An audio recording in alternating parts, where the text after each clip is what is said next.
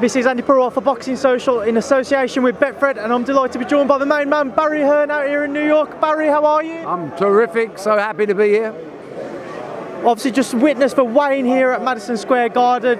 Does it get you little goosebumps going? Oh mate, not little goosebumps, massive. This is what I live for, nights like this. I'm gutted that I never promoted myself here. My son's done it first, as usual. He's beat me to the punch. But it's such an exciting, it's one of those arenas that memories are made for, that live forever. You know, I keep saying to all the fighters on the card, don't forget, you know, record this in your head, because one day you're going to look back, when you're old and grey like me, you're going to look back and remember this day.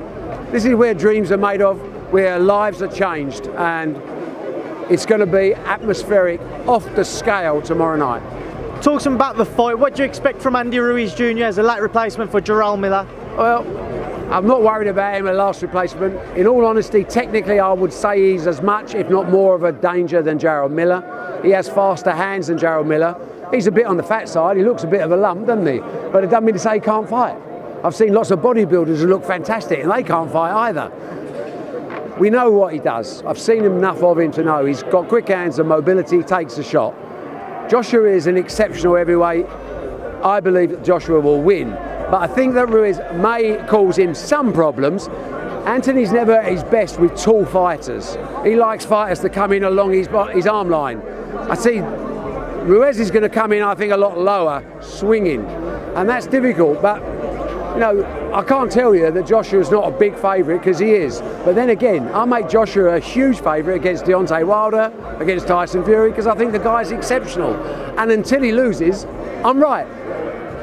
On the back of Deontay Wilder's victory over Dominic Breazeale, devastating first round knockout, is there more pressure on AJ to perform and try and produce something similar? No, not in the slightest. AJ is AJ, it's the AJ show. He has been the one, almost single-handed, that has taken boxing to a new level. These other fighters, none of them have contributed very much. You know, Deontay Wilder, great punch by the way, but still only 6,000 tickets sold. So where's the crowd? Where's the TV ratings? Tyson Fury is fighting the third best heavyweight in Germany. Well done, that's a tough one. You know, Joshua keeps delivering and he brings with him his own brand value. And that's good for everybody in the sport, because it filters down to 6-rounders. Everybody benefits in this new upsurge in interest in boxing. And of course, we all want to see the big fights, the best fight and the best. It's a bit more complicated than that, because 3 different broadcasters involved. I believe it will happen one day, but my crystal ball doesn't extend that far into the future. I love to see it as a fight fan, but I live in the real world. Money talks, and you can't take it away from the kids that are fighting just because you want to see a fight. What about them? They're the ones risking their life, not us. So we'll take it when God's ready to give it to us, and not before. Well, we'll come on to those other fighters. Deontay Wilder announced that he's going to fight Luis Ortiz a couple of days ago. What was your thoughts when you saw that announcement? I think it's a good fight. I think the first fight was a good fight. I think it's quite amusing that they got the news out early, because clearly after tonight he's going to be under a lot of pressure. But, you know, Deontay's looking after himself. I don't make that a bad thing. Was you surprised at all that they made that announcement without looking to come back to the negotiating table just to see what else would have been offered? They've never visited the negotiating table. They've talked a lot about it, but they've never actually turned up. So, to be honest with you, completely lost interest and bored with it now myself. I'd like to see someone make the fight, but I think until the triumvirate of broadcasters come to some arrangement themselves, I don't see that fight happening. I think it's including Fury. You've got ESPN, you've got Showtime, you've got DAZN. One of them is going to lose a big star. None of them want to lose a big star. One day public demand makes it happen, but that's got to build and build and build, and it may be some time away yet. Obviously with Tyson Fury spending his next 2 or 3 fights out here in the States, that only leaves Dillian Whyte realistically open, who the fans may not criticise if a fight was to be made there with AJ. Do you think that's a fair point? I don't like that fight at all. I like to think that Dillian Whyte should be made mandatory for Deontay Wilder. If he beats Rivas, which is a tough fight on July the 20th, I would say to Dillian, now you wait now, you're the mandatory. As the rules stand, as I understand it, Deontay Wilder's only allowed 1 more fight before he has to fight his mandatory. It's not a long wait, and Dillian Whyte would have an exceptional chance, and it would be a great fight against Deontay Wilder, and it also makes both of them a shed load of money, so everyone's happy. What did you make of the WBC's decision to try and mandate Fury versus Whyte?